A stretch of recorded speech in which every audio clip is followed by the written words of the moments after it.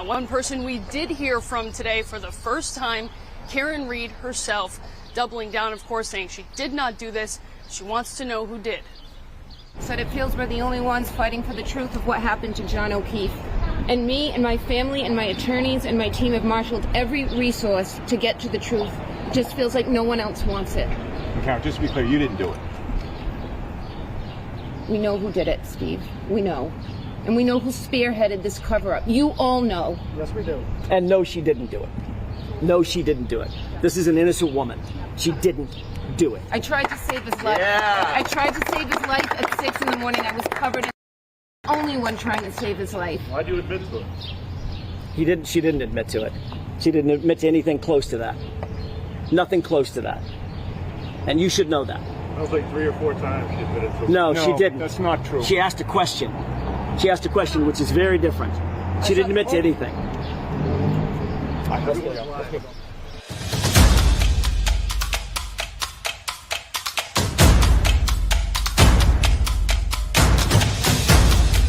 You are listening to the Roberta Glass True Crime Report, putting the true back in true crime.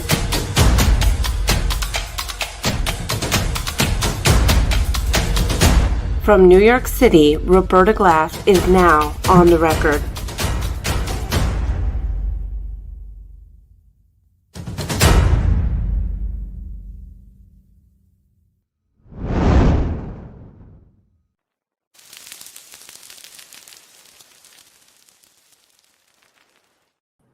Okay. How is everybody? Here we go. Happy 2025. I really just wanted to hang out and talk today, but my boyfriend said it was just too vague.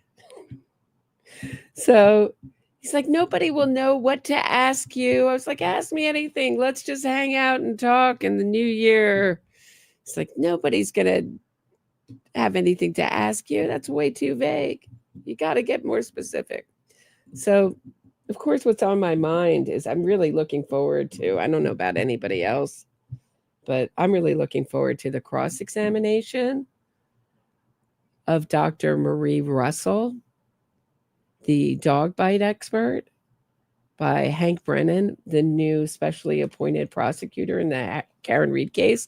Now, we saw about an hour of it before, and it was, I thought, devastating for Marie Russell if she looked like an attention-seeking person who had labeled themselves a dog bite expert after a long history of careers, first as a police officer, then she was a doctor, emergency room doctor, with an intense history, interest in dog bites.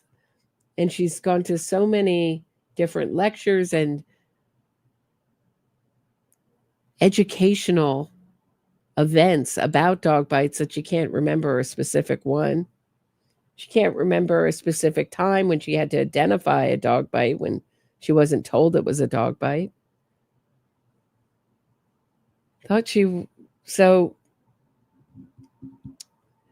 Robert Alessi, Karen Reed's pro bono lawyer, has been added to her team, seemed to have really prepared her for that whole day of questioning, of which she took up the majority of the time.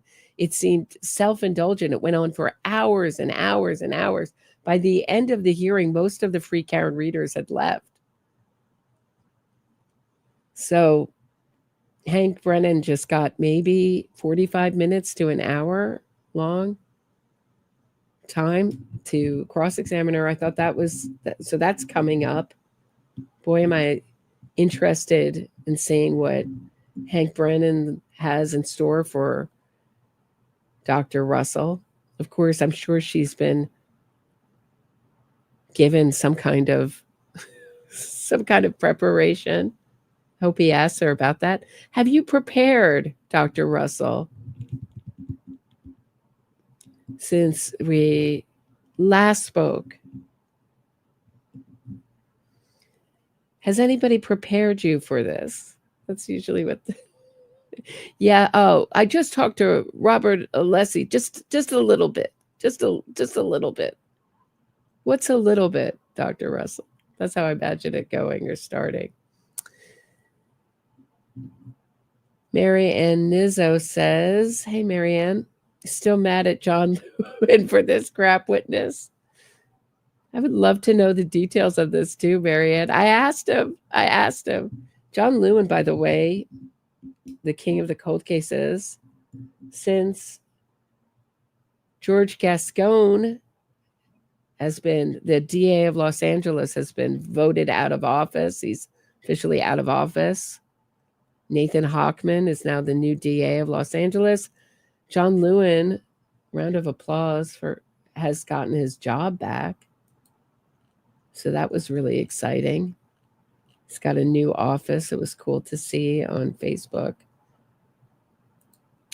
That was it was nice to start the news off with some good news.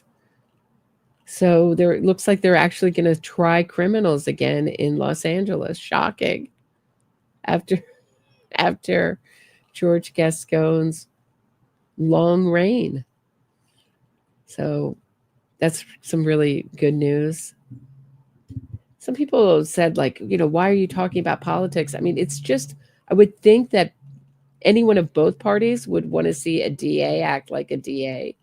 It's George Gascon who came up with the idea of running these former defense attorneys as district attorney all over the country with Open Society Foundation, which is George Soros's foundation.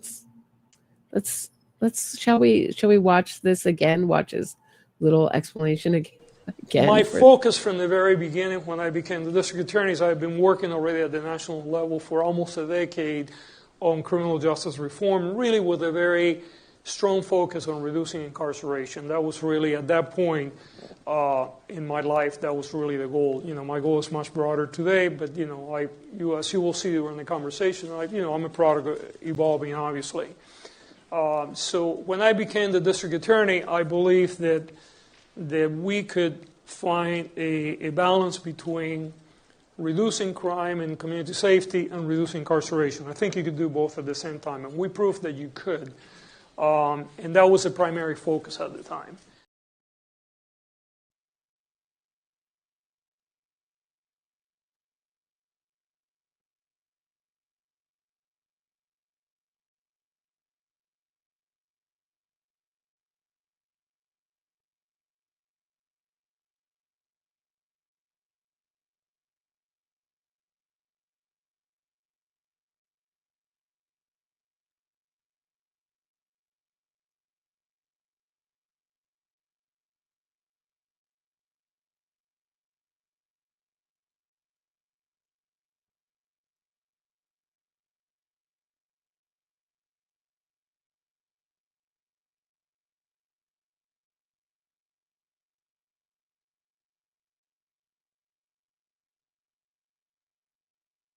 Then I got rid of the entire family that were loved ones when their killer comes up for parole. You know what? You can eat high-calorie foods all day long and not get fat. I just wanted to reduce incarceration, guys. We found that we can lower the crime statistics if we don't try anyone and we reduce the actual crime, reduce the actual enhancements that add. So if we actually had to convict someone, they do very little time, no matter how heinous the crime.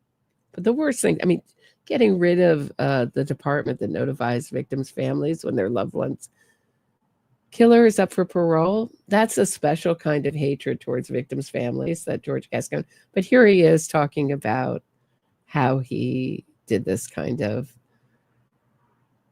put in DAs all over the country who were former defense attorneys who would act as defense attorneys in the role as DA, with Open Society Foundation, which is George Soros's foundation money, $50 million. Here's the, but that'll give you a little idea of his. He wanted to work on mass incarceration and found that, crime statistics will go down if you don't arrest or try anyone. Amazingly. Doesn't mean crime's down. We found a way to just, if you eat ice cream all day and not gain We literally weight. started looking at the map of the U.S. and we were trying to identify strategically what are the urban centers where anybody that could be considered a progressive prosecutor. There were a couple of people that had been nibbling in some areas, but we just couldn't find one. So one of the conversations was then, how do we go about creating a movement here, which actually eventually led to Open Societies Foundation, which is George Soros Foundation, putting almost $50 million in 2014 through the ACLU to begin the movement. And people like Larry Krasner and others came to my office while they were running for office. In some cases, we identified people to run for office, and then many would come in after getting elected. They send their people in. So like, for instance, Larry's number 2, at one point spent almost a month going in and out of my office. Okay, so Larry Krasner in Philadelphia is one of them. So Gascon is gone, but Larry Krasner, Alvin Bragg, they still exist all over the country. These prosecutors that got in with that Open Society Foundation money via the ACLU. That'll just give you a little idea as to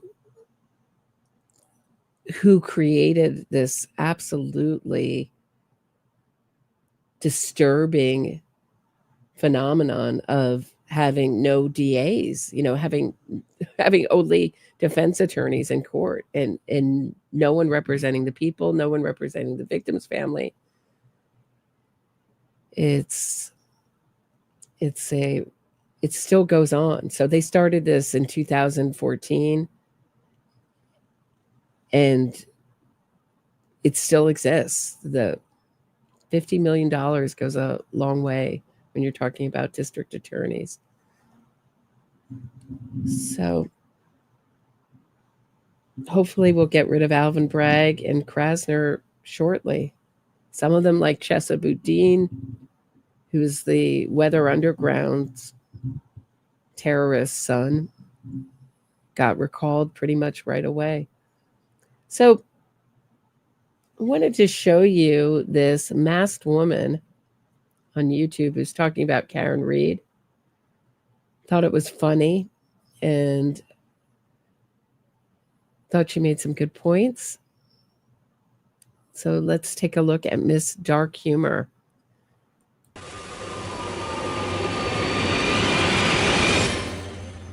Hi everyone, this is Human Behavior with Miss Dark Humor, and I am Miss Dark Humor. Okay people, this is my first video for YouTube. Please be kind, I do not like cameras. I'm gonna try my best, and here we go. I've been wanting to do this for a long time, but here I am, because things have gotten so out of control in this community, whether you're on one side or the other, but here we are. Guess who's brought us here today? The infamous Karen Read. Here we are, here she is, ladies and gentlemen. This is one of my favorite pictures of her. I think this is her, I'm not sure if this is from her first trial or this is when she went back to court to set a new trial date. But look at this face. Look at it. It says everything, doesn't it? Oh my God, she is not happy. She is not happy about the situation that she's in. That face says everything. But, sorry guys. So the Teenage Mutant Ninja Turtle outfit is, I think, a really nice touch. Especially if you're going to talk about Karen Read, to be in the full outfit, I think is appropriate. Let me take a drink of this. I got my Red Bull here.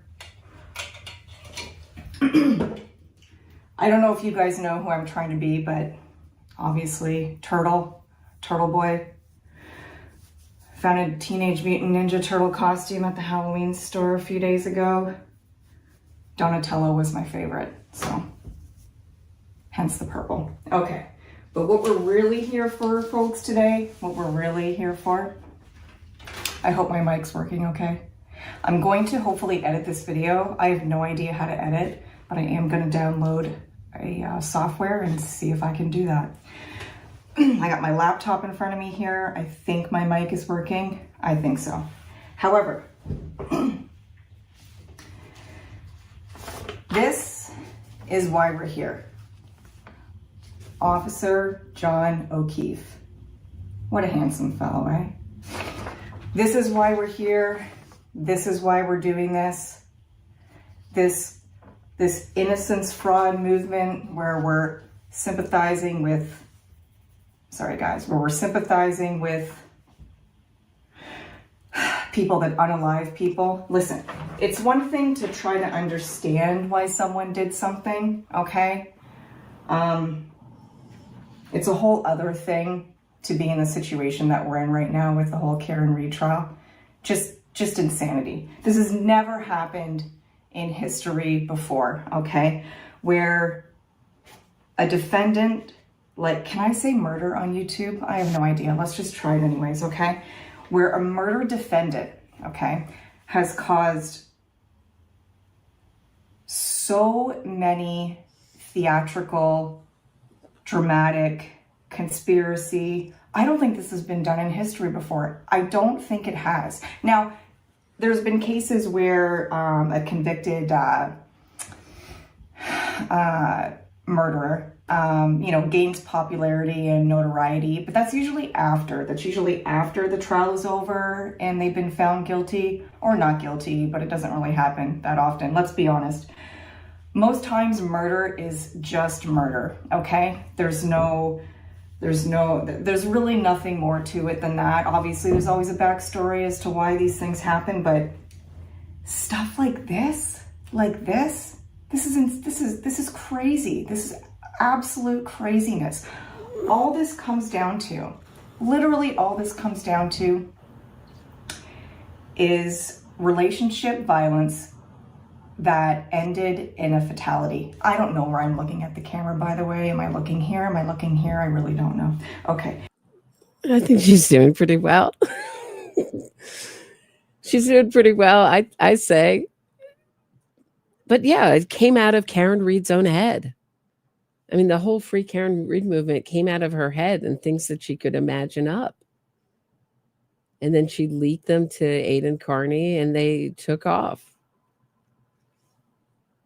Thanks to the help of our media, which is and YouTubers looking to make money, because it's a fantastical story and our public loves the little guy up against big government. You're not going to say, hey, this woman's been accused of, you want to support a killer? You're not going to say that.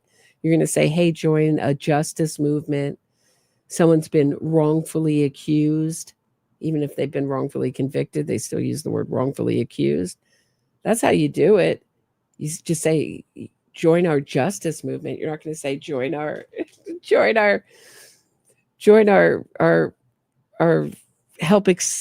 help a killer escape responsibility movement. But that's essentially what it is. And I got some comments. I feel like people on both sides are even on people on the anti-Karen Read, she's guilty of something. She's guilty saying she's been overcharged. All those things. So all those things all those pieces of evidence show intent. So when you don't touch the brake, when you don't clear his airwaves, when you know right where to find him and you know that he's been hit, show that you left him, that you knew what you did, and you did not try to get help, and you did not really try to save his life. I mean, straddling him and then lifting up your shirt.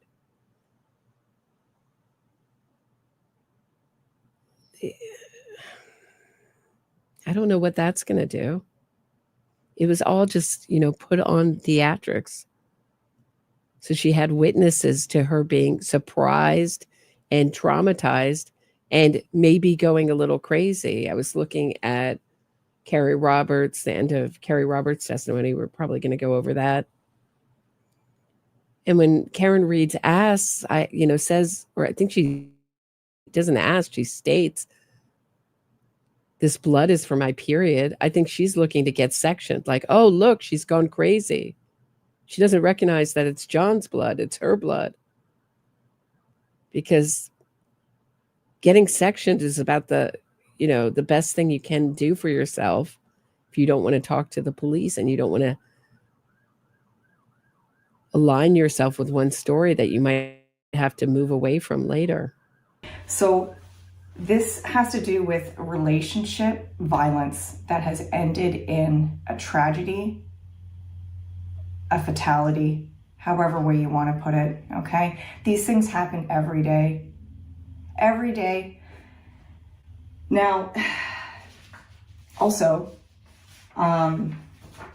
accidents involving drinking and driving happen every day as well, right?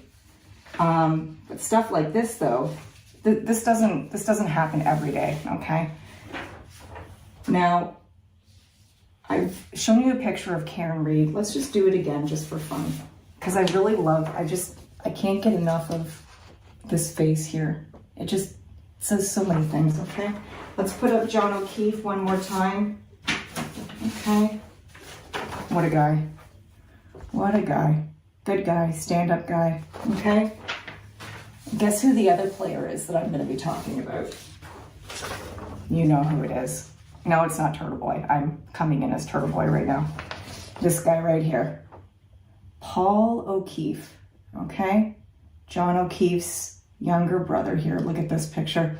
I loved watching the trial and just watching him just do this. Just staring down the person that was responsible for the demise of his brother. Can we do that one more time? Here we go. Yeah, I like that. Okay, so there's another key player here. That's him.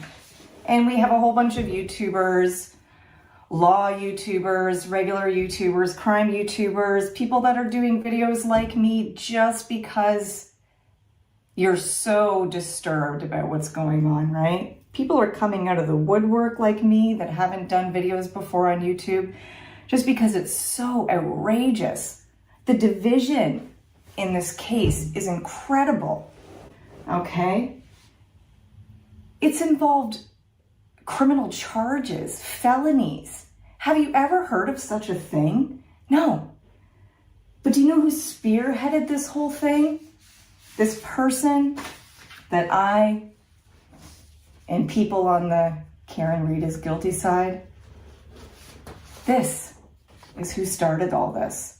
This very problematic individual, Karen. Oh, Miss Karen. There's some days I don't know if I like you or I hate you.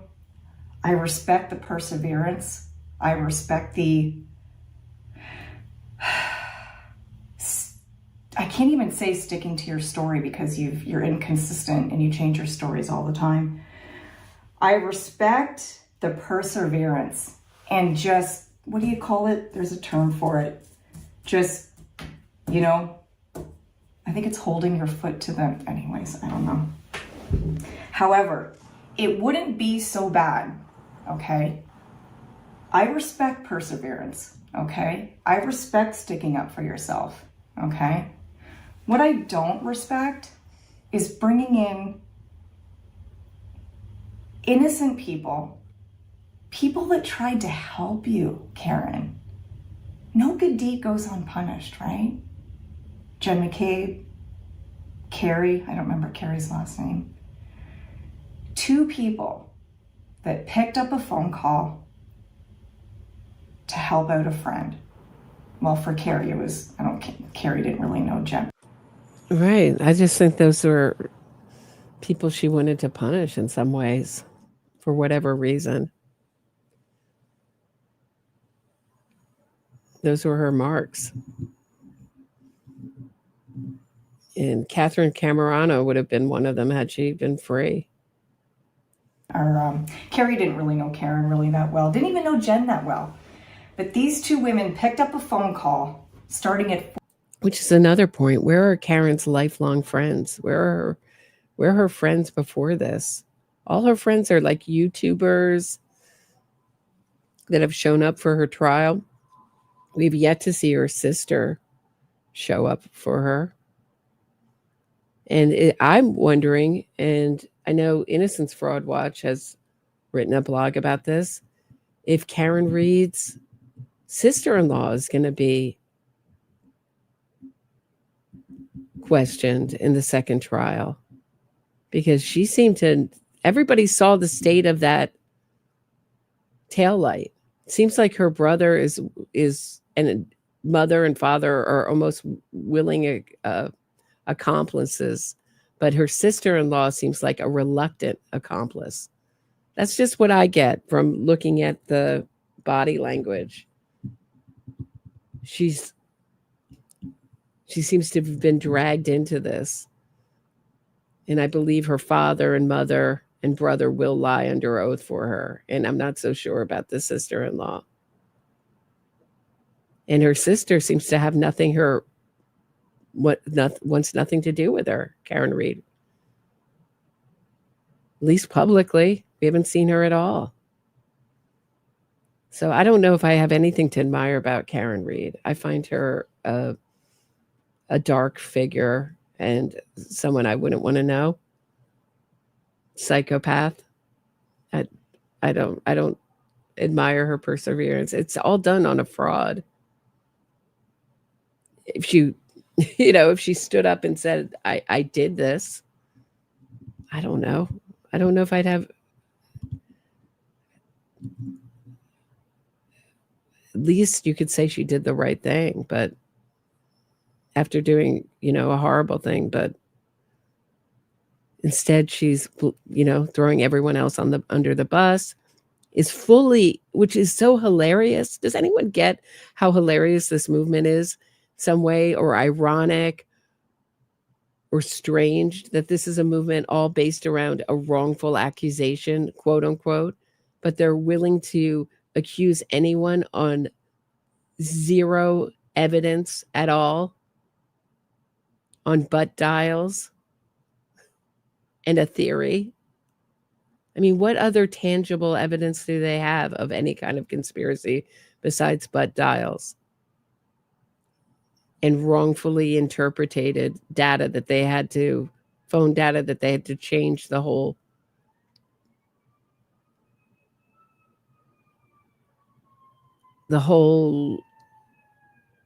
phone analysis system, data analysis software for. I didn't know how to say that. Thanks for being patient, guys. That took a long time to come out of my mouth. What do they have? But they're willing to not only wrongfully accuse someone, but see a real wrongful conviction, egg it on to see Karen Reed go free. Blame anyone, no matter how thin the evidence. And they'd be running with pitchforks and torches to see them convicted. Just not Karen Reed, anyone but Karen Reed. 4:30 or 4:45 in the morning, got out of bed on a snowy morning, a nor'easter. I've never heard that term before. I just learned about that one in this. I've learned about so many things in this trial that I didn't know before, just about things in general. Anyways, I'm probably going to edit that out. And if I don't, here it is. Two women that got up out of bed, drove out in the worst snowstorm in Boston history, okay, to help out someone who, quote unquote, couldn't find her boyfriend. Okay, all right. And here we are, right? No good deed goes unpunished. And that's why we're here today. Another reason that we're here today. All right. All right, guys, let me have another. A really important part that's never talked about is that Karen Reed never searched the home.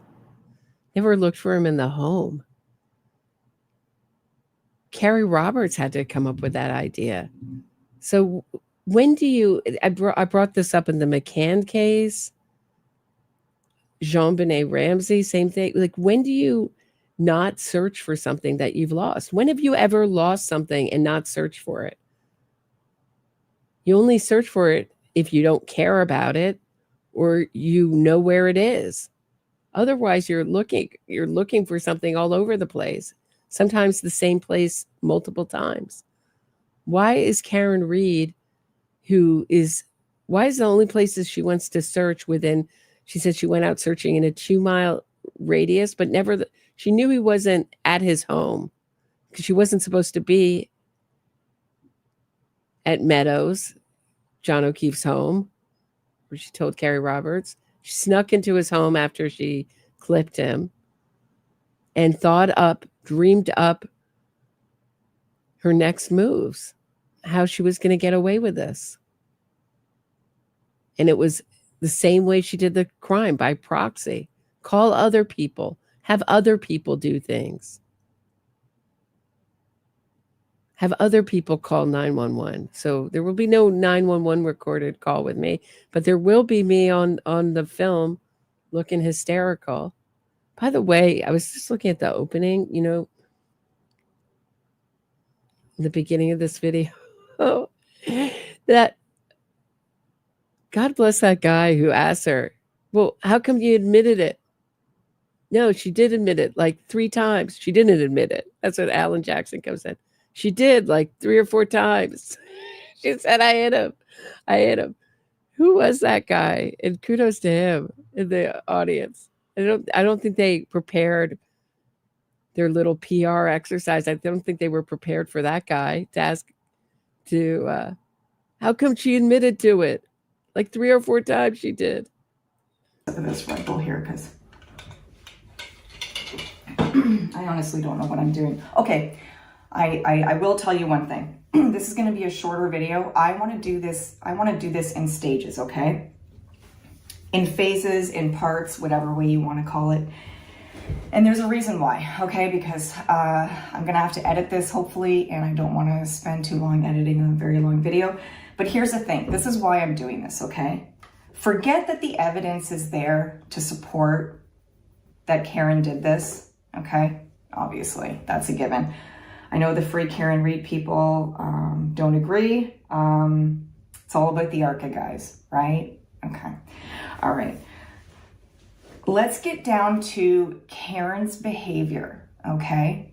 Leading up to that fateful morning of January 29th, 2022, okay? Let's focus more on what Karen did or didn't do, okay? And let's focus less on what other people did or didn't do, because see, that's what this trial has turned into, or this case has turned into. Everyone is focusing on what everybody else was doing. However, everybody else didn't back into Jon and leave him in the snow to die, okay? Let's look at what Karen did or didn't do, because that is what's important. And I watched Deceptive Detective, and he did a very good video. It was supposed to be in a few parts. I think he stopped after the 1 part.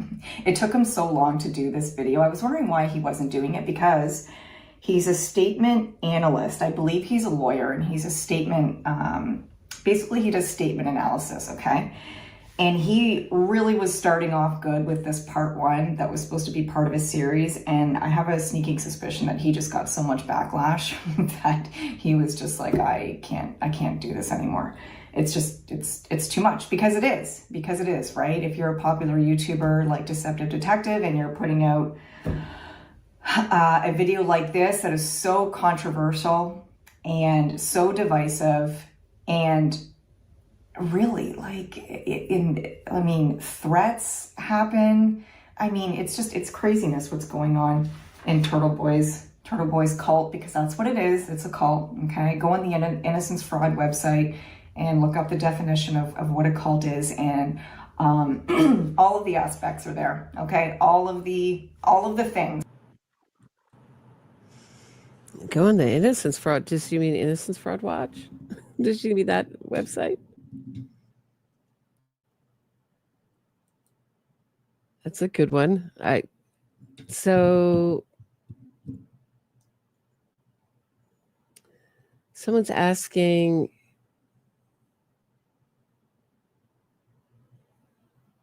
why did Karen Reed wake Jon OKeefe's niece at 4:30 and then wait 8 minutes before calling John's cell phone?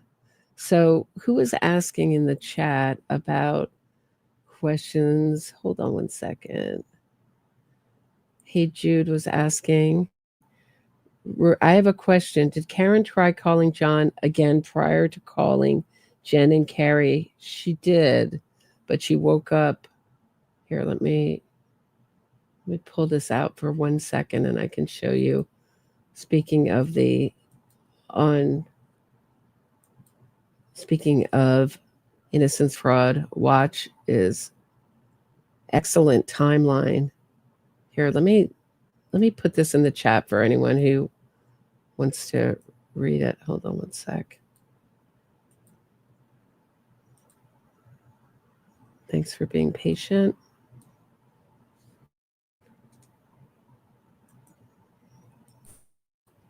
Here's a copy of it, so you can look at it yourself. But so at 4 a.m., this is the time Karen Reed claimed in 2024 via an NBC Dateline TV show called The Night of the Nor'easter that she woke up. She also stated during this TV show, and I called John's closest friends in the area, and most people weren't answering their phones. Karen, you can listen there. Karen also claimed in 2023 via a pre-recorded Innocence Fraud TV show with ABC's Matt Gutman, quote, I called a few of his buddies, their wives. Other than Michael Camerano, Karen called no male buddies of Jon OKeefe. Why did Karen Reed wake Jon OKeefe's niece at 4:30 and then wait 8 minutes before calling John's cell phone? Karen, at 4:30 a.m., Karen Reed's manipulative, abusive, and dishonest lawyer, David Yannetti, stated at Karen Reed's February 2nd, 2022 arraignment hearing at Staunton District Court, quote, at 4:30 in the morning, my client is placing multiple calls to the victim, in this case, her boyfriend, wondering where he is, why he hasn't come home, and getting annoyed with him because his niece, of whom he was a guardian, had to go to bed without saying goodnight to him. So this is the time Karen Reed appears to have alleged to Gretchen Voss at 4:30 that she allegedly woke up on Jon OKeefe's couch wearing the same clothes from the Waterfall Bar. The following excerpts are from a story by Gretchen Voss and her play on words, shilling for unconvicted killer Karen Reed. Quote, several hours later at around 4:30 a.m., Reed says she woke up alone in the same clothes from the evening before on the couch at Jon OKeefe's house. From a living room window, she could see the nor'easter bearing down hard. His niece was asleep upstairs and his nephew was at a sleepover, but OKeefe was nowhere to be found, even though Karen Reed didn't look. Reed said she thought to call Jen McCabe, to ask if she'd seen OKeefe. Reed didn't have her number, but knew that OKeefe's niece, who was close friends with McCabe's daughter, probably did. So she was awoken by a frantic Karen Reed. Kaylee said Karen shook her, said her name, then left her room. So then on approximately January 29th, 2022, at approximately 4:30 a.m., defendant Reed knew that she hit JJ with her SUV. Nevertheless, she woke up JJ's 14-year-old niece, Kaylee, and talked about JJ's death, talked about hitting Jon OKeefe with her SUV, and otherwise involved Kaylee in her frantic calls about Jon OKeefe's death at all relevant times On or about January 29th, defendant Reed knew that Kaylee was a vulnerable minor who already lost her parents tragically and depended on her custodial uncle, Jon OKeefe, who became her surrogate parent. Reed, Jon OKeefe's niece and nephew, gave powerful testimony, minimizing or dismissing. It normalizes the killer's highly narcissistic and abusive nature. So Karen called Jon OKeefe's phone, exhibit 629 and 628. So that'll give you an idea how that went. Okay, it's all of the things. It meets every bullet point criteria that defines what a cult is.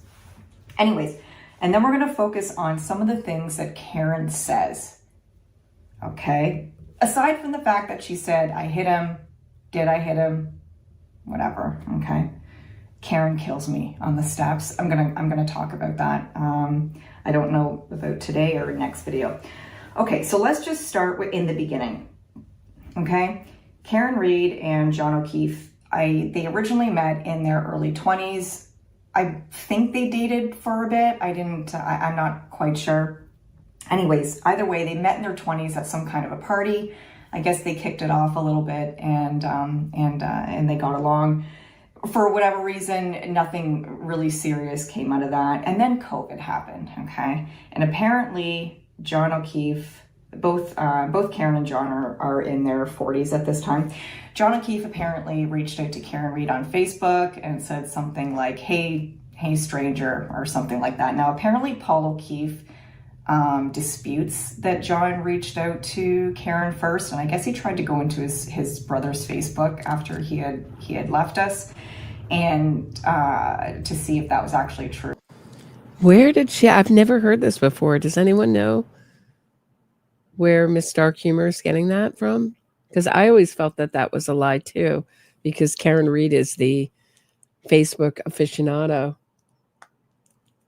and that's where she also got a hold of Jon OKeefe's full phone data very early on and looked all through that. That's where I believe she got those pictures. Them on the fence while he was away on vacation.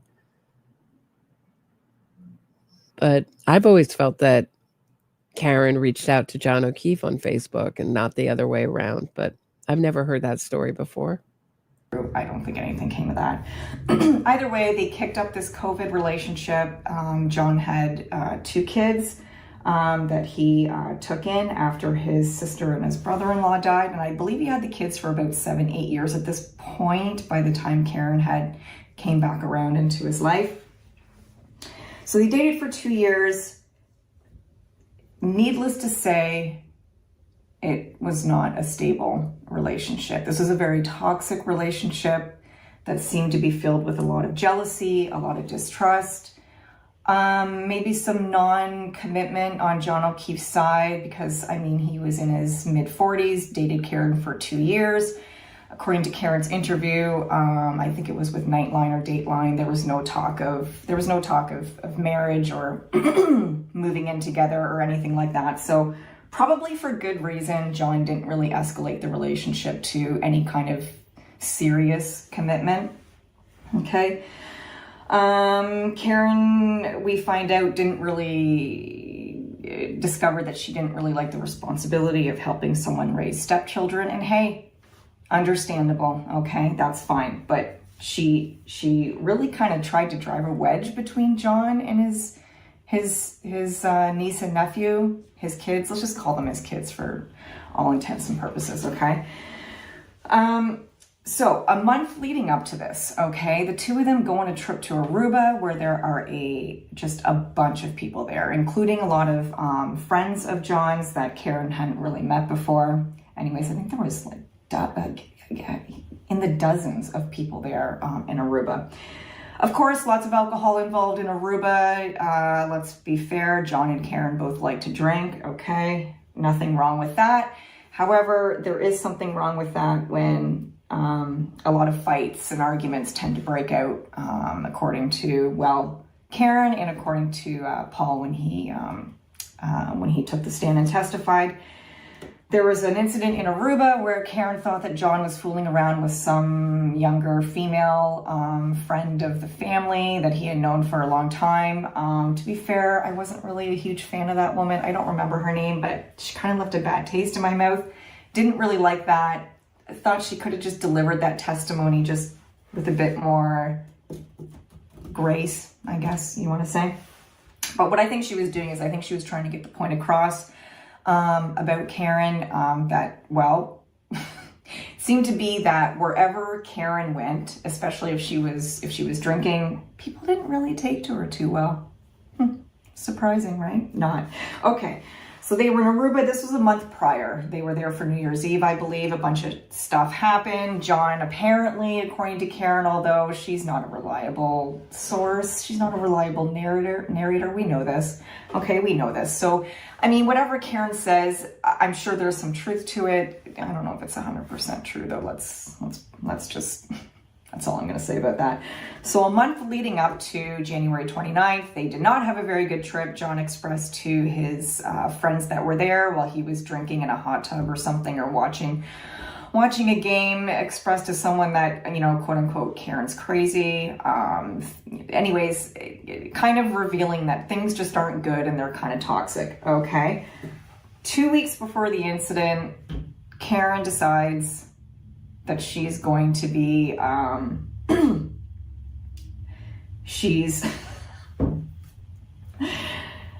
anyways, she starts talking to this guy named Brian Higgins, okay? Brian Higgins, the big bad Brian Higgins, who was so in love with Karen Reed after speaking to her over text for, I don't know, a couple weeks, couple days, I don't even know, okay? Shared a little kiss in Jon's garage. Like, Karen, what are you doing? Anyways, Karen, I don't even know what you are. You're so many personality disorders, like just mixed into one. But there is one that's very important. Borderline personality disorder, that's one thing. Narcissistic personality disorder, that's one thing. Everyone's sort of kind of, not everyone, but people have traits. Doesn't mean they meet the full criteria for a diagnosis, but psychopathy, okay? Psychopathy is not an actual DSMV.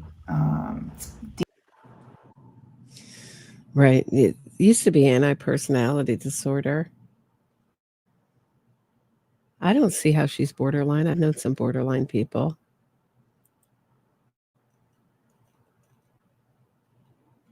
It's also known as, hold on, I'm trying to think of the movie with Glenn Close, the Boiling Bunny movie. Help me out, guys. Why I see the poster in my head, and I'm her character in that movie.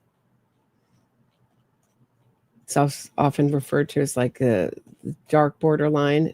They don't have to be, right? I don't see Karen being afraid of abandonment. I don't think she has any fear, threatening ending it all. I don't see that with Karen Reed. I think she just wanted herself. She got herself out. Like, by the way, let's talk about how fast Karen Reed got herself out of the hospital after threatening to end it all. Do you know how fast that is? That is a talent to get out that quickly, because the hospital is going to be liable if she gets out and does something. To talk about civil suits. So Karen Reed strangely had the ability to turn it on and turn it off really quickly.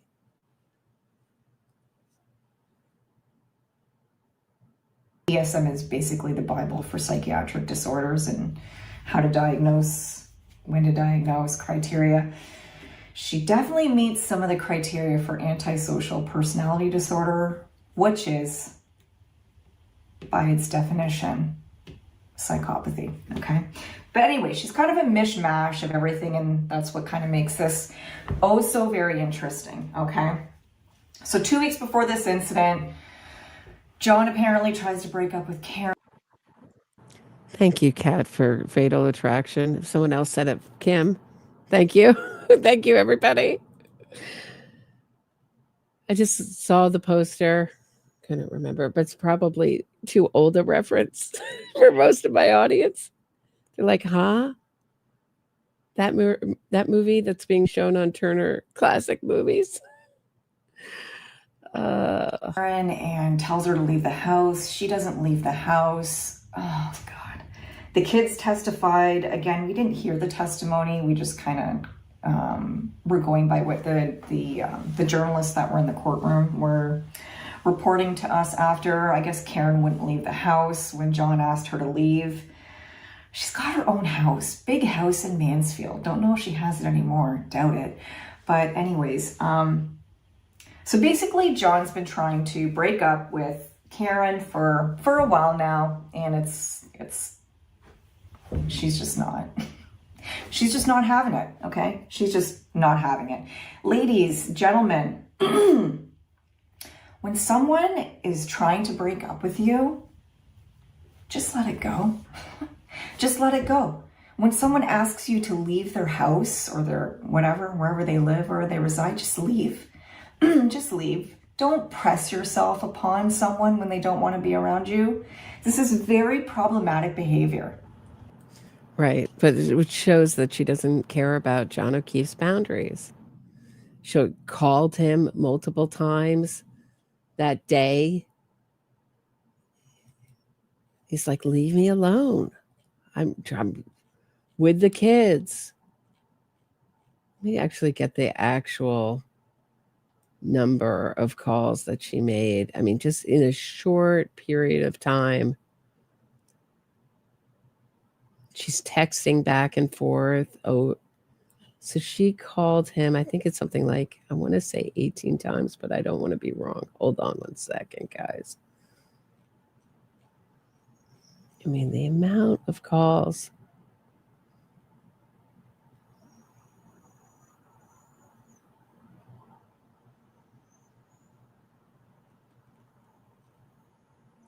Karen called.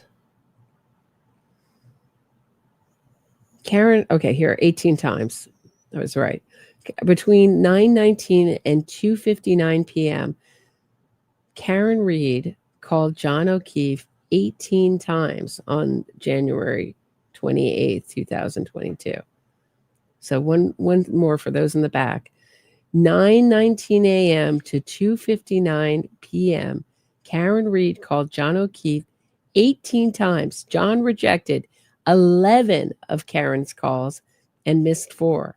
Phone records suggest Jon answered 4 of Karen's calls and made one lengthy call to her at 10:53 a.m.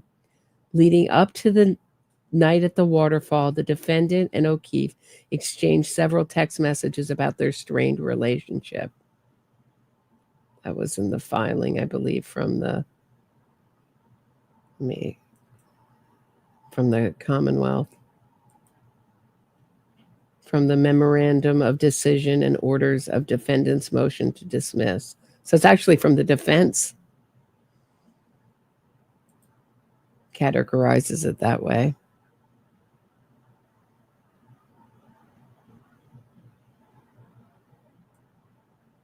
Yeah, the 51 calls she made afterwards. I'll get back to that in a minute. This is problematic behavior, okay? Someone not respecting your boundaries and your wishes is a red flag. It's a red flag for things to come, okay? Things are coming down. Things are coming down the pipeline when you start to see stuff like this, okay? So guys, pay attention to that, okay? So let's get to January 28th, okay? I'm going a lot longer. I'm definitely going to have to cut this video up into pieces. January 28th, Karen and Jon are fighting again. Again, of course. Karen's at her place in Mansfield. Jon's at his place in Canton, okay? All right. He's busy. He's doing things with his kids, but Karen wants to talk. She always wants to talk, right? Getting that reassurance. So insecure. Now, I hear Jon was kind of like a ladies' guy, a ladies' man, whatever, however way you want to see it. Okay, yeah, sure. He's handsome. He's got a good job. Taking care of the saint. Apparently, everyone called him the Saint of Canton. Well, Karen did anyways. She also called him very frugal. Is that a compliment with someone that you loved? I don't think so. Okay. Anyway, so they're fighting. Karen's calling. He doesn't want to pick up. He says, Karen, I can't talk on the phone right now. I'm busy. I'm with my kids. I'm with my niece and nephew. I'm busy doing things. Apparently he was going out later. He's like, Karen. Karen's like, oh, I don't know if I want to go out. I don't know. My plumber's coming. And Jon's like, my dad's a plumber. We could have came over and fixed it for you. And she's like, no, I'm trying to make you jealous. Don't you see? I'm trying to make you jealous about a plumber coming into my house to fix stuff. Like, I don't. And apparently Jon told Michael Camerano that he was annoyed that Karen didn't ask him to fix her plumbing. Strangely, Karen knew right where to go to Richie the Plumber. Are we going to see those text messages? I'm glad Miss Dark Humor, that if you're just tuning in, now we're watching Miss Dark Humor. Her video on Karen Reed. But are we going to hear about this plumber? The link is in the description of this episode if you want to watch the whole thing without my commentary through it. But are we going to hear about this plumber, Richie the Plumber? Did he exist? Who came over, needed a part, was going to one of those big stores, Home Depot, I believe it was, to get the extra part she needed for her hot water issue and her rusted pipe issue. She said he'll be back mañana, her word. Karen Reed's own word to Jon OKeefe. Richie the Plumber will be back mañana. He's going to come in a nor'easter over to fix her hot water as soon as he got the part at 7:30 at night. She couldn't meet him because she's dealing with Richie the Plumber. Are we going to hear from this Richie the Plumber? I don't think if he exists, I don't think there was any contact that night.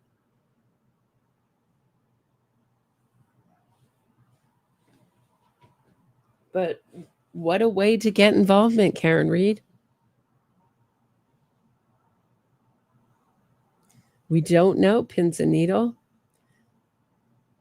Is it real or a figment of imagination? We don't know, but it's in the text messages and none of the ones which were read out in court, but it's there in the evidence. You can read about it. So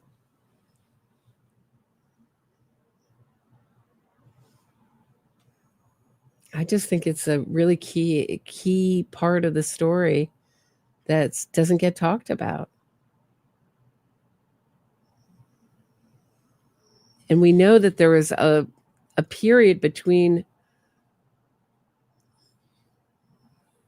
when they went to the first bar and the second bar where it was less than a 5-minute walk. And I think they were gone for, was it 17 minutes, 11 minutes, something like that? Were they arguing in that time period between the two bars?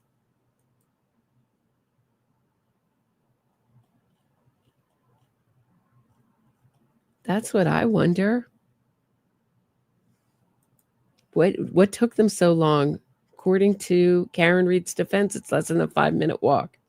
What were they doing? I would think arguing. I think they were arguing the whole night off and on. And I think the plumbing would be her plumbing issue. She'd already annoyed Jon with it. Be one thing. No. Talk about ick. Talk about the ick factor here. Anyways, so Karen, she's just calling. He's like, I don't want to pick up. I don't want to talk right now. Are you coming out later? Just say yes or no. Karen, you clearly want to get your drink on. Clearly you want to get some drinks into you. Go have a drink then. Karen calls some girl she knows and says, can you leave your man at home and come out with me for some drinks? I don't even know if, did that ever happen? Was Karen drinking at home before she went to CF McCarthy's? Was she drinking at home? Maybe. I don't know. Karen, were you drinking before you left? Who knows? Anyway, so it's kind of left at that, where Jon doesn't know if Karen's coming to the bar or not. There's some questions, speculation, just because there was a lot of ring cam footage deleted on Jon's ring camera in the evening, nighttime. There was a bunch of events that were deleted. There's speculation as to whether Karen was actually at Jon's house when she said she was in Mansfield. I don't know. I don't know what happened with that. I heard something about that. I don't know if that's the case or not. Because I guess there was some question as to why it took her less time to get to CF McCarthy's if she was coming from Mansfield. I think that's what the issue was. Anyways, possibly. Listen, I wouldn't put anything past Karen, okay? I wouldn't put anything past her at this point. She very well could have been at Jon's. Well, he had left at like 5 or 6 or whatever to go out and meet his friends or whatever. It's a possibility Karen was at Jon's house, snooping through his stuff, checking his ring cam footage to see if anybody was dropping by. Yeah, possibly. I hope there's not lipstick on my teeth. Okay. Possibly, guys. It's a possibility. It's something to consider. Okay? Which is why this new expert they have that's going to retrieve more from her SUV black box data. I don't even know if black box is the right thing to say, but let's just say it. Let's just call it that. Let's just call it the black box data. Okay? Like we do with airplanes. If they can get more information from that black box data that can prove that she was actually at Jon's place and not at her place in Mansfield, that would be something else, wouldn't it? Right? That would be something else. Delicious. I cannot wait for this new expert to retrieve what information was not retrieved by Trooper Paul. Poor guy, right? He just couldn't do it on the stand facing Jackson. Jackson just spanked him. Spanked this guy for hours, days. Could you imagine having the disposition of Trooper Paul and being face to face with Jackson? He just couldn't handle it. He just broke. Oh my God, Jackson. You broke that guy. I respect your game though, Jackson. Very theatrical, very worth watching, no matter what side you're on. Okay. Yeah, I don't share the respect for these sleazy lawyers. This dark humor has. I don't have much respect for Alan Jackson. If he was such a great lawyer, I mean, why hasn't he gotten her off?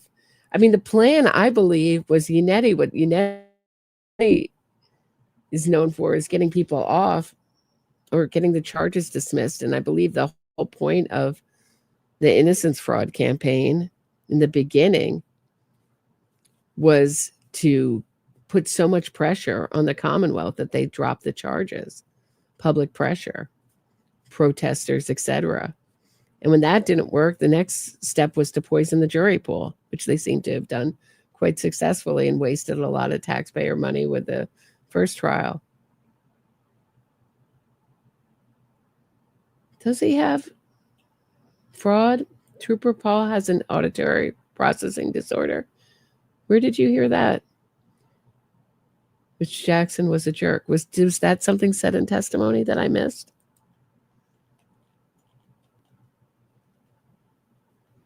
I don't remember Trooper Paul's testimony like that. I remember Iron Man Yuri Buchanan. He was unflappable. I remember Certainly Alan Jackson calling him Trooper Proctor.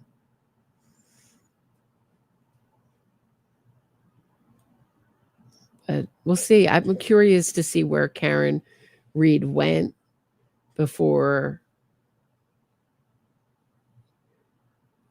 while she was looking for Jon in that 2-mile radius. I'm curious to see where she went. She went right to 34 Fairview. That's what I'm curious about. Anyways, so eventually Karen shows up at CF McCarthy's, okay? Of course she does. Of course she does. She has to. She can't let Jon go out by himself. She can't. She can't do that, guys. She can't let Jon go out by himself drinking and hanging out with his buddies. She can't. Do you want to know why she went to CF McCarthy's? She went to CF McCarthy's because she wanted to continue the conversation they were having all day long, okay? All day long. All day long, guys. Jon must have been exhausted. Dating Karen is exhausting. It's exhausting. On a good day, all you're doing is just reassuring her and it's gonna be okay, Karen. Everything's good. I do love you. I like you. No, I'm not. I'm curious who has actually read the text messages between Karen and Jon, all of them, including the stuff with Richie the Plumber that wasn't read in court. I'm curious how many people in my audience have actually read that. Because it is exhausting to read. She's right. It just goes back and forth. Fraud, did you say where you heard that about Trooper Paul? I miss it.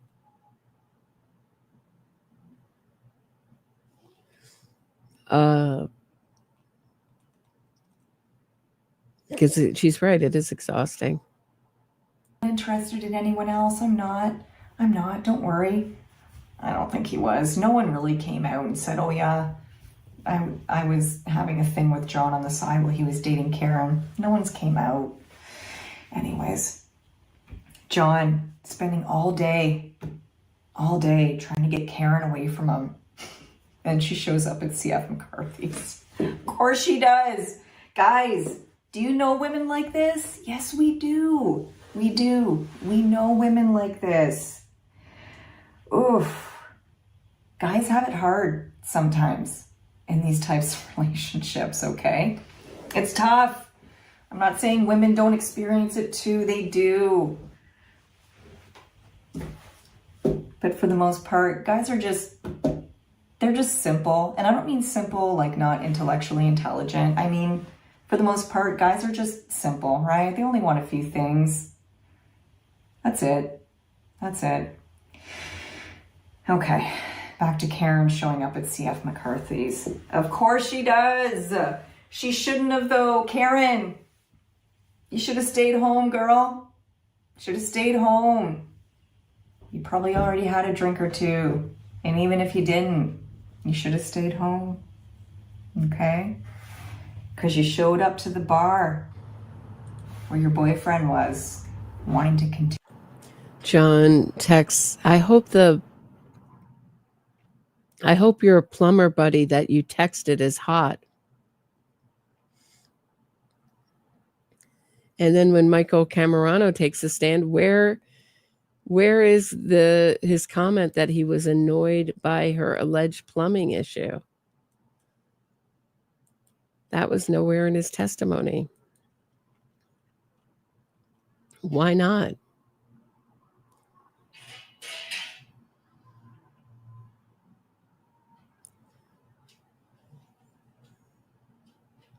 The Commonwealth similarly, this is from Karen Reed's own, similarly elicited irrelevant testimony from O'Keefe's friend Michael Camerano that O'Keefe mentioned being annoyed with Karen because she hadn't asked him to help fix a plumbing issue at her home and because she sometimes spoiled his kids.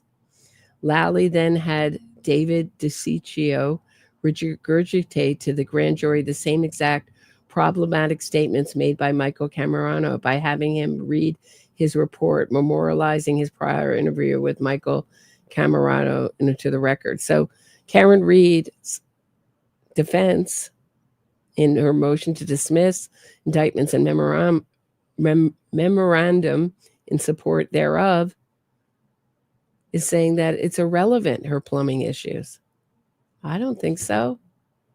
Why are they so quick to get Michael Camerano's statement out of there? And isn't it interesting that, hey, my father's alibi, nice to see you. Wishing you all a healthy 2025. Isn't that interesting? Nice to see you. Thanks for the super chat.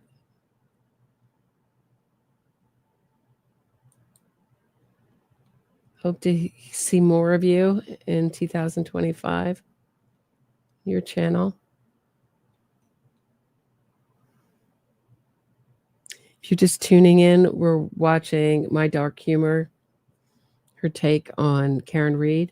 Continue the conversation from the day, didn't you? Yes, you did, girl. Yes, you did. You showed up. And everyone's like, everyone on the Free Karen Reed side is like, oh, and they testified too. Anyways, oh yeah, everything was good. They were hanging out. They were all lovey-dovey, okay? Everything was good. Drinks were flowing, okay? Everything was good. Everything wasn't good. And I'll tell you why, okay? Aruba, a month earlier, a few weeks prior. Oh, I forgot to talk about Higgins. A few weeks prior to the fateful night, or morning, of January 29th, she was trying to make Jon jealous. She knew what she was doing. She didn't want anything to do with Brian Higgins, and Brian Higgins knew that. Brian Higgins is not a dumb guy. He knows. He knows the games people play. Guys, he knows the games people play. He's not stupid. All right? That's why he kept asking her for clarification. You saw the text messages in court during the trial. You saw it. Karen couldn't give him an answer about what her intentions were, her motivations, because she didn't want to come out and say, I'm trying to make my boyfriend jealous in one of the worst ways possible. Is she okay? No, she's not, is she? Nope, she's not. She's not, okay? So you have Aruba, you have a few weeks prior to that. Karen brings Higgins to the house, gives him a kiss on the lips very quick in Jon's garage. Jon sort of has some suspicions about it. I guess he said something like, you know, are you trying to make me jealous, or are you doing something or whatever? Don't actually know if Jon knows about the kiss in the garage. I don't, unless I'm missing something. Please clarify and let me know. Then you have Jon trying to break up with Karen. Karen, go home. We're done. We're toxic. Get out of here. And then Karen uses that same words to describe the four of them. So it's not, she doesn't have a toxic relationship. It's the kids make it toxic. It really sticks out. You know, she blames the children for the toxicity. And she would punish them with the silent treatment, not acknowledging them if they displeased her. She never wanted kids, and you can hear in her, one of the appeals of Brian Higgins was that he didn't have any kids. She doesn't, okay? She stays in the house, holds everyone hostage because she won't leave. Stop it. Okay, so then she shows up. Now, here's where the problem is with her showing up at CF McCarthy's, and everything was good, guys. Everything was good. Karen and Jon were great. No, they weren't. They hadn't been for a long time. If you go to Roberta Glass is an amazing true crime YouTuber. I think she has a history or a career in psychiatry or mental health services. Not sure. If I'm wrong, I'm wrong. If I'm right, I'm right. Okay? No, I don't. I didn't know this part was in here. Thank you. Thank you for the shout out. I don't have a history in that. My boyfriend says I should have a career in it. She knows her stuff. She knows her stuff, okay? She has a video called Karen Read Pulls the Toxic Strings. Go look for it, find it, okay? Fast forward to about 30 minutes into this video, and you will see Karen and Jon at CF McCarthy's. She is in Jon's face at one point. I have watched this short 5-second segment of these the camera footage from inside the bar, at the bar. The same bar where you see Karen walk in and she gives Jon a hug and she whispers something in his ear, probably like, "If I can't have you, no one will. And you're not gonna make it home tonight." Anyways, I'm kidding. That's bad, okay? Who knows what she whispered in his ear?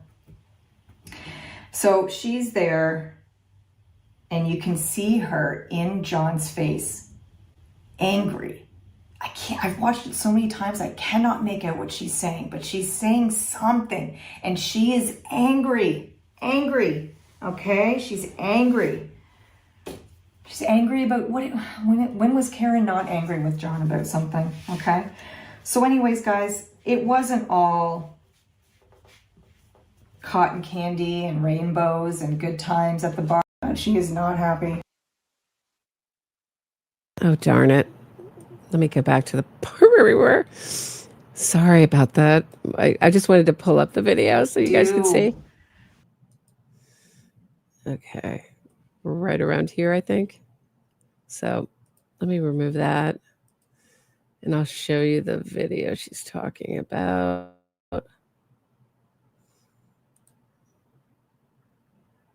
Hold on one second, guys.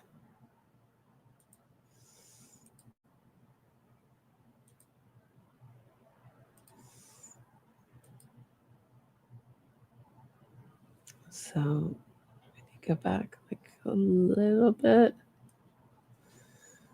Right.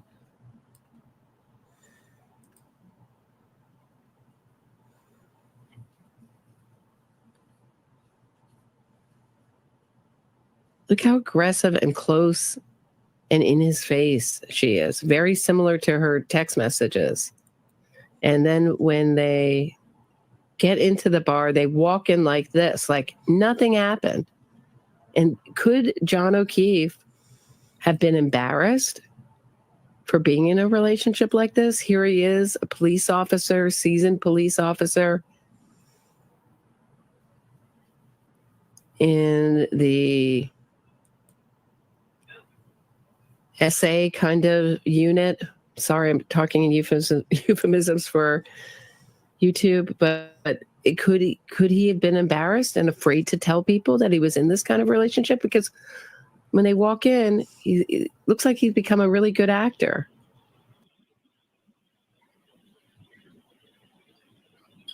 I can actually the song right there.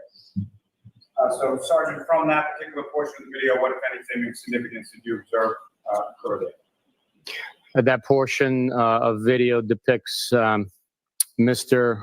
Jon OKeefe walking in with the defendant gesturing to a group of people at the top of the screen, and then Mr. OKeefe walking over and giving a hug to an individual that's part of the group.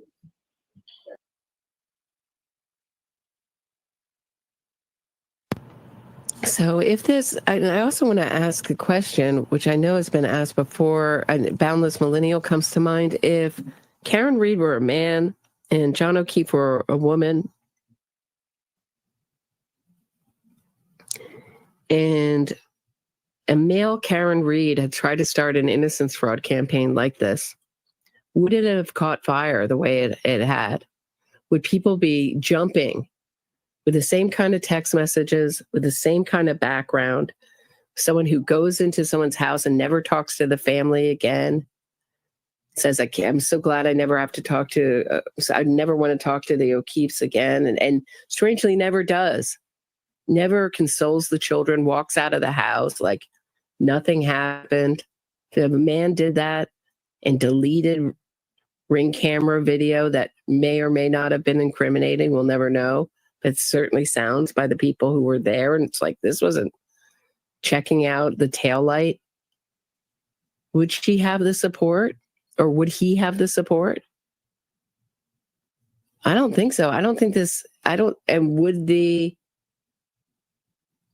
press be jumping on it and backing her? And would he have a Netflix special, or would everybody be like, oh yeah, another DV situation that ends tragically? Seen it before. Not saying that Karen Reed's the first woman to have done this. I'm just saying it's much more common that a man does this. People be like, yeah, that's the way it ends up. You used his car as a weapon. Yeah. Then pretended he was going to end it all so he didn't have to talk to police, and he covered himself. Well, that was a little odd. Referencing myself, my own shows, a little odd, but yeah, that's the show she's referring to. She was trying to make Jon jealous. She knew what she was doing. She didn't want anything to do with Brian Higgins, and Brian Higgins knew that. Brian Higgins is not a dumb... So I think we're a little bit far behind. She has a video called... Okay, here we go. She is in Jon's face at one point. I have watched this short 5-second segment of these the camera footage from inside the bar, at the bar. The same bar where you see Karen walk in and she gives Jon a hug and she whispers something in his ear, probably like, if I can't have you, no one will. And you're not going to make it home tonight. But basically, she doesn't really give Jon a hug. Her arm is down by her side. He puts his arm around her. That's the moment I remember from it. But I have to watch it again. That's what I remember from the bar footage, is her arm by her side. Yeah. My King of Kings says the embrace wasn't because he was happy to see her. It was his way of avoiding another argument. Is the mask upside down? Maybe. Maybe. I'm not sure. Anyways, I'm kidding. That's bad. Okay. Who knows what she whispered in his ear. So she's there, and you can see her in Jon's face, angry. I've watched it so many times, I cannot make out what she's saying, but she's saying something, and she is angry. Angry. Okay, she's angry. She's angry about when was Karen not angry with Jon about something? Okay. So anyways, guys, it wasn't all cotton candy and rainbows and good times at the bar. She showed up to the bar because she wanted to finish the argument.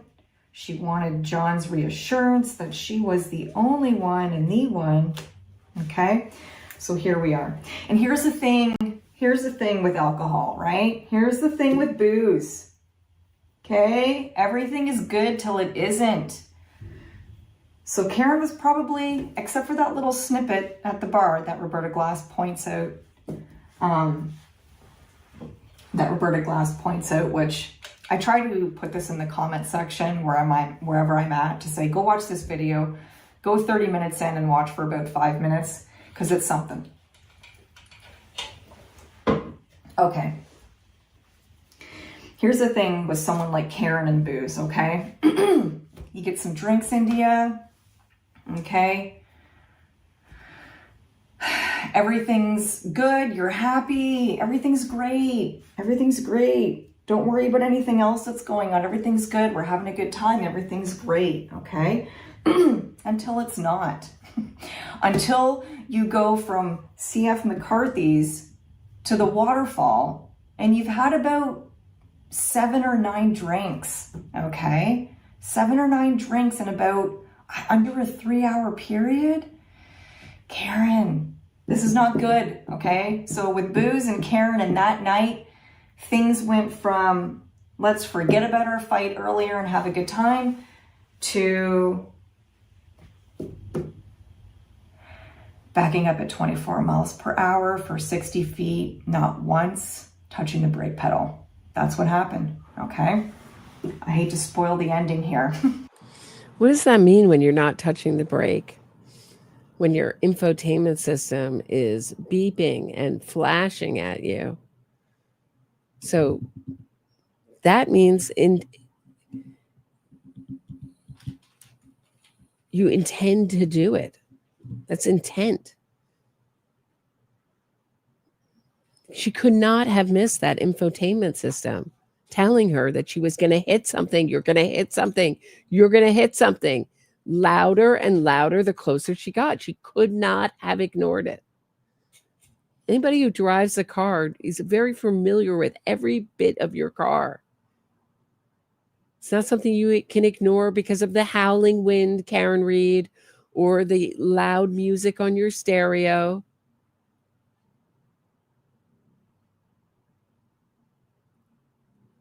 And as far as alcohol, I think this is, it may have made Karen Reed a slightly more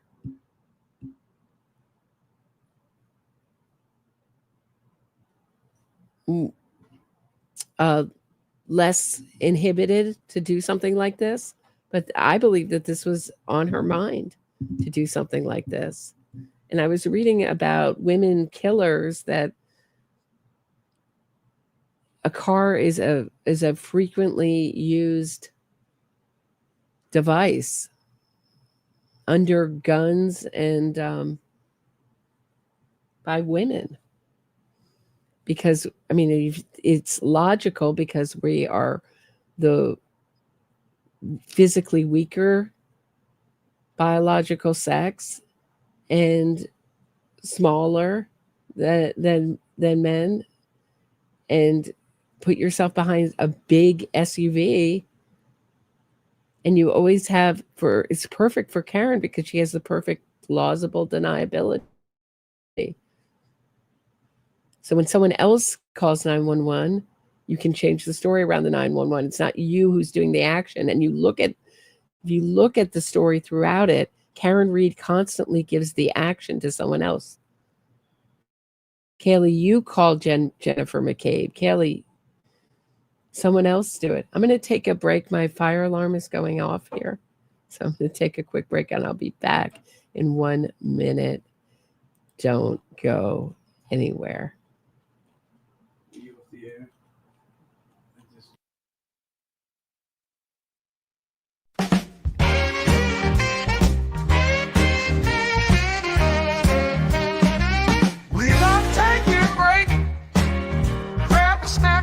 A glass of wine. Roberta will be back in no time.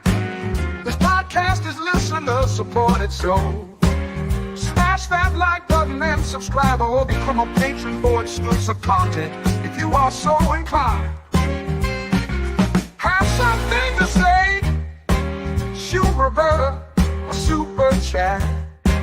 She will do her best to read it all air without delay. Now Roberta's back and ready to put the true back in true crime. Here's Roberta.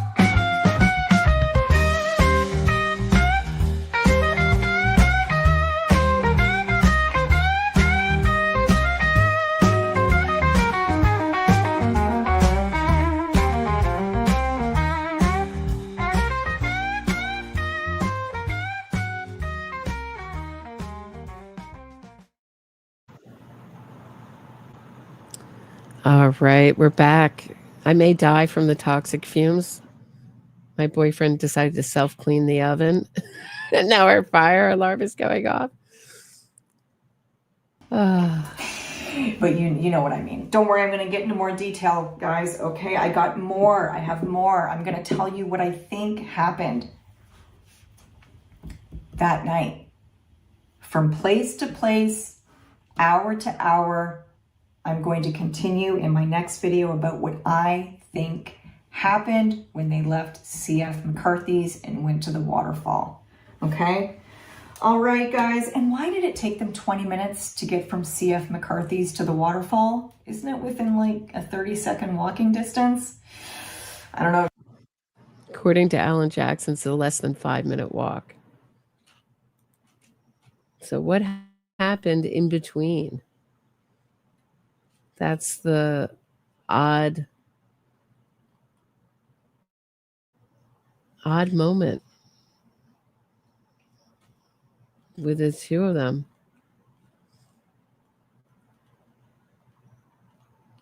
So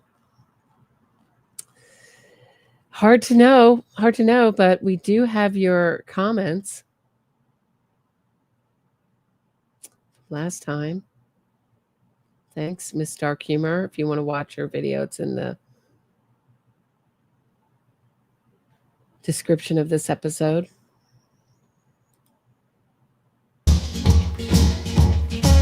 We got your comments. You had something to say.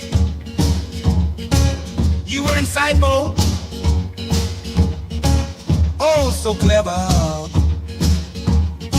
So Roberta's going to read your comments. Hey, Roberta, read those comments.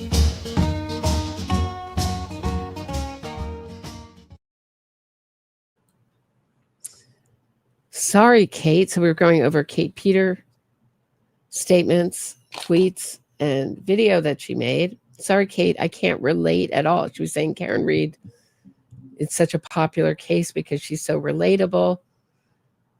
You can look at that in a second. Not only can I never imagine clipping someone intentionally with my car. This is Marin Calmoon.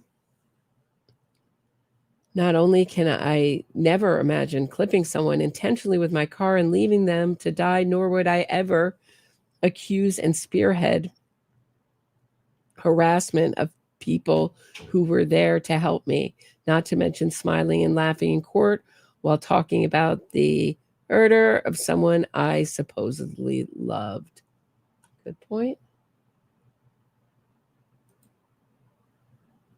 Calm Down says, really good video by Kate. Not sure why Roberta Glass spends the whole time snipping at it.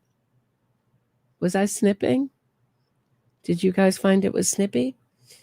I didn't feel I was being snippy. It's like listening to a bitter drunk. Wow. Mike says, I like Roberta's content generally, but her insatiable desire to tear people down is off-putting.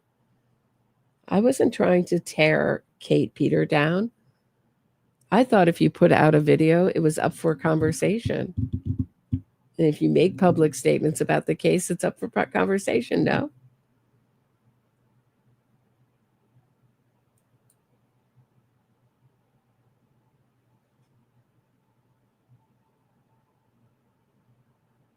So, hold on one second. Bossy Texas Chick says, Happy New Year, Roberta. Stay safe in New York City. Thank you, Bossy Texas Chick. I just rewatched the program. I think it was a scathing report on Karen Reed. I'm just not seeing where Kate said one positive thing about her, but maybe you're reading between the lines and I'm missing the nuances in any case. Thanks for this. Happy New Year from BTC and Bella. Oh, she's got the cutest cats. Thanks, Bossy. Well, shall we review? Hold on one second, guys. Let me pull this up. Let me take a second.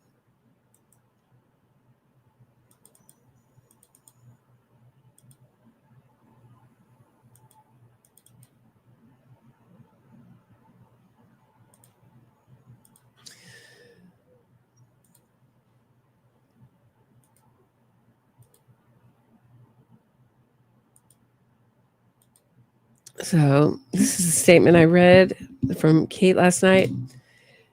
Karen Reed is a woman who got drunk, impulsively angry and negligent, then failed to render any aid after the fact.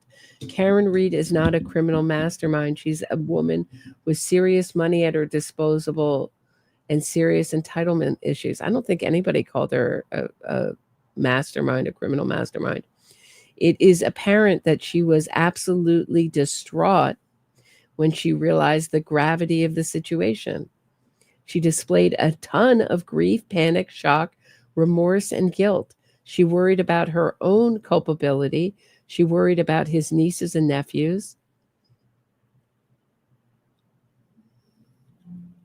But she didn't worry about them enough to console them or ever see them again. So I don't know how much worry that was, telling Carrie Roberts to take care of them. But she knew they already had other guardians. I mean, it wasn't hers to designate who was going to care for them. That was the one comment she made about the kids. She never saw them again. She worried about how long it had taken him to die all out loud. I don't think she worried. She wondered. She was curious. I don't know if that's worry. And I've never seen any grief, panic, or shock, remorse, or guilt from Karen Reed. She definitely was worried about covering her own tracks. But with all those very deep emotions going on at once, I don't see any deep emotions with Karen Reed. That's where I'm coming from in this. And as for Kate's statements, I mean, I'm not going to go over the whole video again, but this is statements she's made on her own channel about Karen Reed.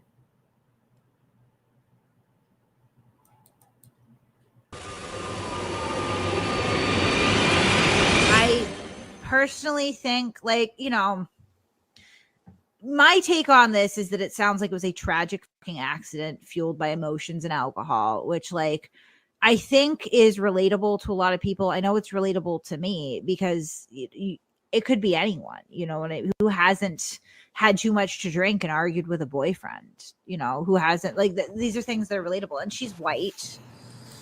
Yeah, but they all lived. Everybody I've argued with, I'm not a drinker. I don't drink, so I'm not the one to get drunk. But I've argued with a boyfriend, and they've all lived.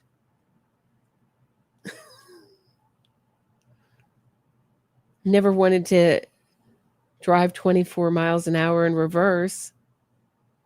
Never once touching the brake with my infotainment system. Larry at me. I don't find her relatable. Hey, Pat Brooks. Happy New Year. Happy New Year, Roberta and everyone. Thanks so much for the very generous super chat. Looking forward to all your videos and watching your covering trials and analysis on them in 2025. Your channel is absolutely the best. Thanks so much, Pat. Appreciate that. And she's attractive, and she's, you know, they're going to say, oh, she's not wealthy. They're estimating that she spent anywhere from $300,000 to $500,000 on her defense. Like, she's wealthy. Like, most people that aren't wealthy can't pull that kind of cash up. You know what I mean? Like, you know, like, most people don't have assets to cover that. Even that's a privilege in and of itself. Am I supposed to agree with anyone who says that Karen Reed's guilty of something, even if it's manslaughter or even if it's a theory I don't agree with? I thought this was a community open to discussion, but apparently not. So we see this woman that doesn't look like a criminal, right? Doing something that's relatable, allegedly. Right. And people are rushing to her defense. I believe that if she was somebody else, maybe this wouldn't be happening. If she was a white trash lady like me that would just get the public defender and take accountability. But it's just to me that, you know, there's enough evidence that she hit and killed this guy that even she said it herself. Like, she admitted to it. And she is fully willing to have her defense team throw complete strangers, including an 18-year-old boy, under the bus to save her own skin and try to keep herself out of prison. And maybe it'll work. Maybe it'll work. All I can really say is that, you know, you get found not guilty, you never get found innocent, right?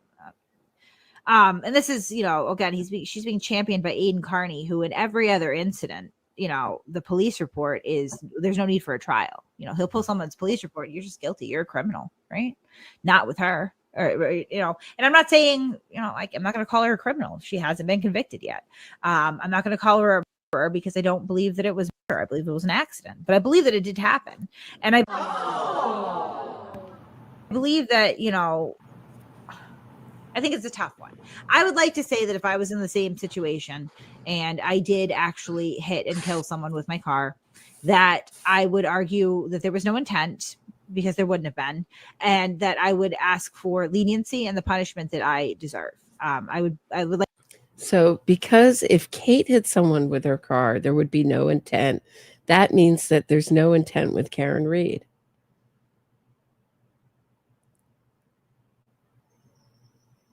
That was my point of bringing this up, which is a really dangerous thing to, and I think this is a lot of the sympathy that these convicted killers and accused killers get is people put their own personality on the accused or the convicted. And because the victim is no longer there to be put in front of you, your sympathy goes with the killer. So often the victim is obscured, forgotten, not talked about.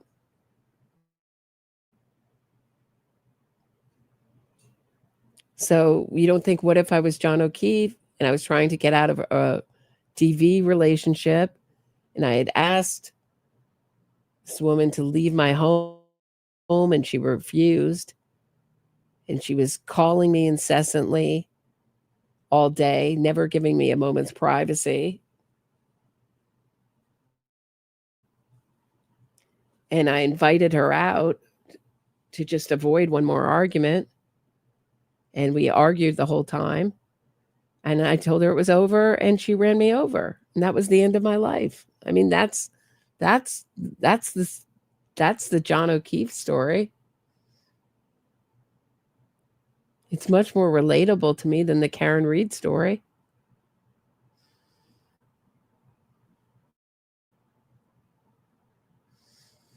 But I think it's dangerous to put your own personality on these figures. I mean, she's so empty. I don't see any of this emotion that Kate talks about. So to answer Bossy Texas Chick's question, it's not a matter of talking positively. I think it's adding your own face to the crime. So what I was trying to talk about, because Kate finds it so relatable. I don't find this so relatable, this crime.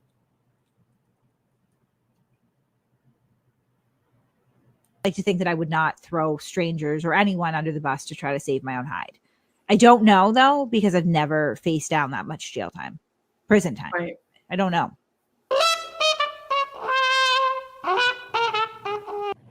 But I don't bring this up to say don't listen to Kate or don't listen to someone else. I bring this up to highlight my point of view.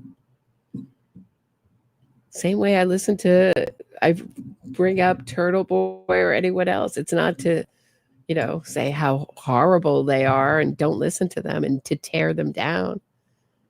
It's all for discussion, right?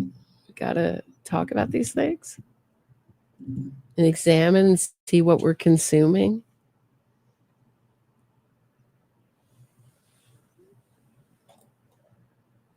So that is what I have for today, guys. Does anybody have anything you want to ask or talk about before I go?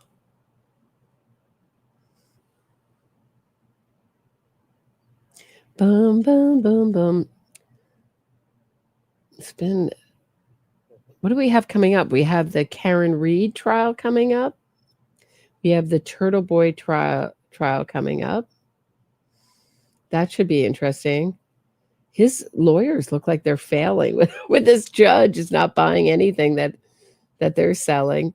But I'm not so sure he's going to get convicted. I'm especially in Massachusetts of anything, Turtle Boy. Not that I'm excited for that, but I'm not sure a jury will convict him.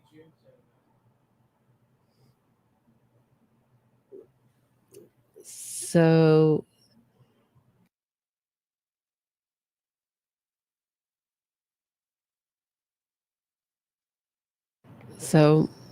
what else do we have coming up? We have P. Diddy coming up in New York, and we have I don't know when that's ever going to trial. Probably a lot of hearings before that. Remember, how much time has passed between Aruba and the night Jon was murdered? Let me look. Actually, we'll look together, shall we? Because I always go to Innocence Fraud Watch's excellent timeline.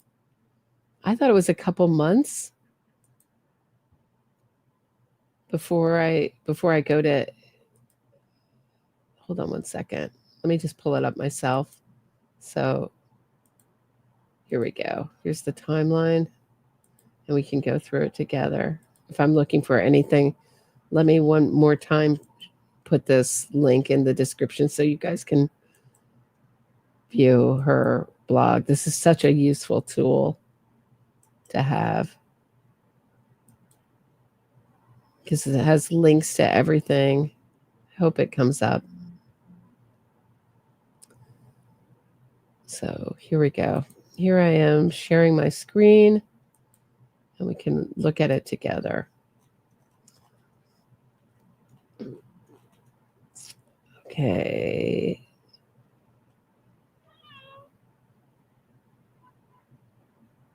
Oh, here it is. Listen to Karen Reed's version of events, and will Paul O'Keefe tell second jury or public what he covered on his brother Jon O'Keefe's Facebook account? So that's interesting. That's where that's from. Interesting. So Turtle Boy published a blog, Canton Cover Up. Jon O'Keefe's brother doesn't believe Karen Reed murdered him, is happy the FBI is investigating other leads. I DM'd Jon O'Keefe's Facebook page after noticing that it was still active.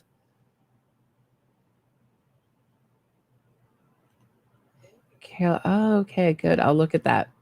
Okay. Interesting. Okay.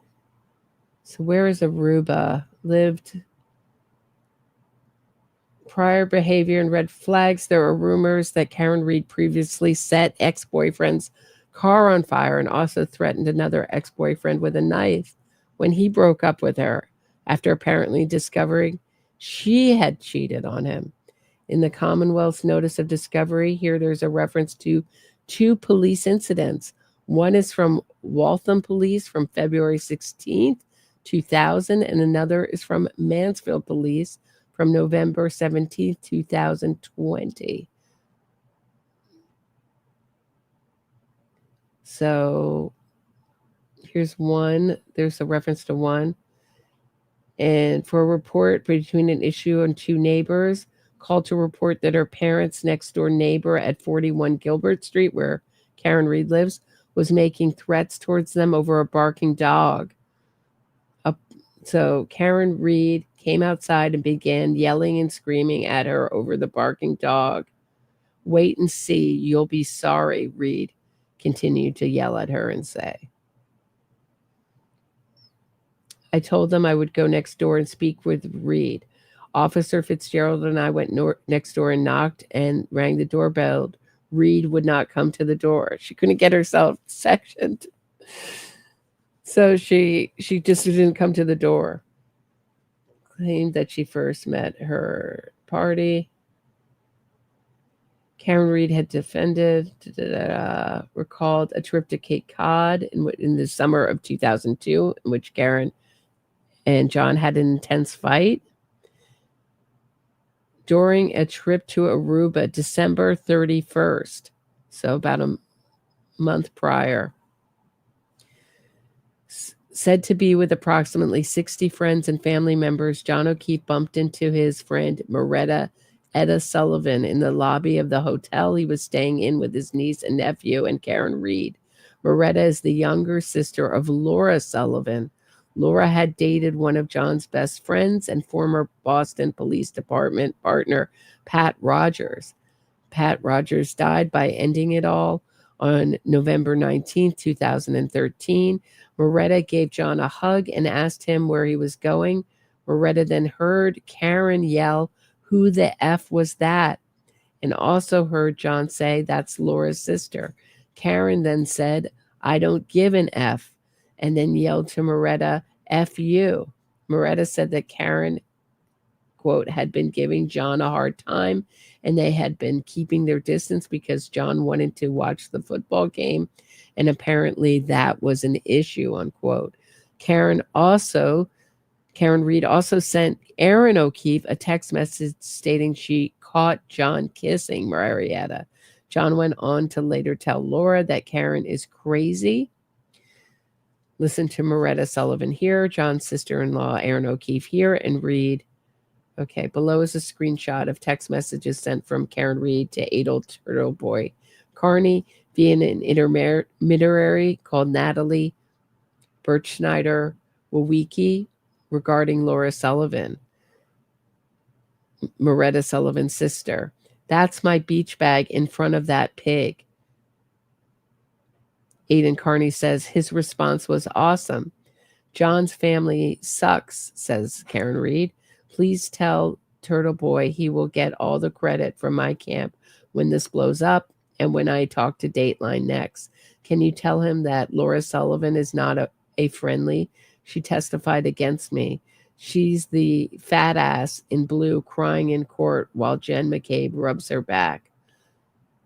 Listen to Karen Reed's skewed version of events of New Year's Eve 2021 here. Also, while in Aruba, Jon OKeefe received a couple of photographs from his friends and former neighbors, Chris and Julie Albert. Karen Reed and her innocence fraud lawyer, David Yannetti, went on to use these photographs as exhibits during Karen's first murder trial to lie and spin a false narrative, maliciously claiming there was bad blood between Jon and teenager Colin Albert, who is one of Chris and Julie's sons. It is possible Chris and Julie were keeping an eye on Jon's house while he was away, and they decided to make a joke of this when they sent him the photos indicating everything was okay. Listen to David Yannetti lie his head off on behalf of Karen Reed here. So those are the photos. The Nebercracker. Thus Nebercracker was born. That hoax.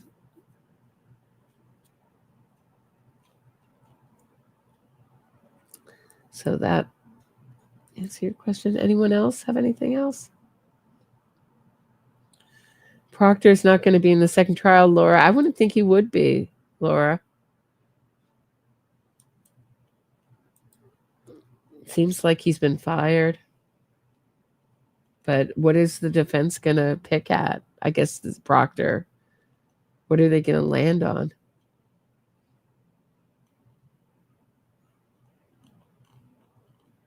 All right, that's what I have for today, guys. Please hit the thumbs up, subscribe to the channel, share this episode, and I will be back tomorrow at 6 p.m. Eastern. Have a great night, everybody. Thanks for listening.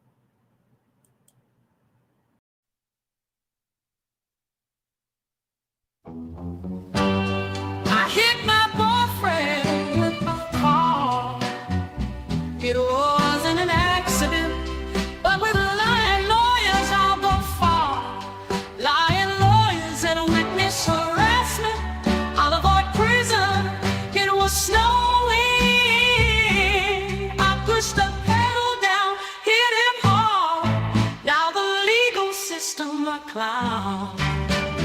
Innocence fraud campaign to save my skin.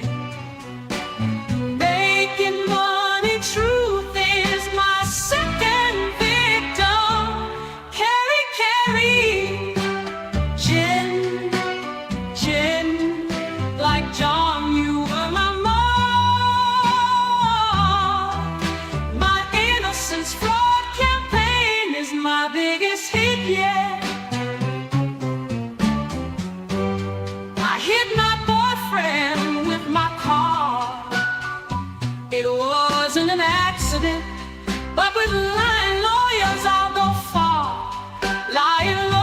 and witness harassment. I'll avoid prison. It was snowing. I pushed the pedal down, hit him hard. Now the legal system, my clown. Innocence fraud campaign to save my skin. Making money, truth is my son.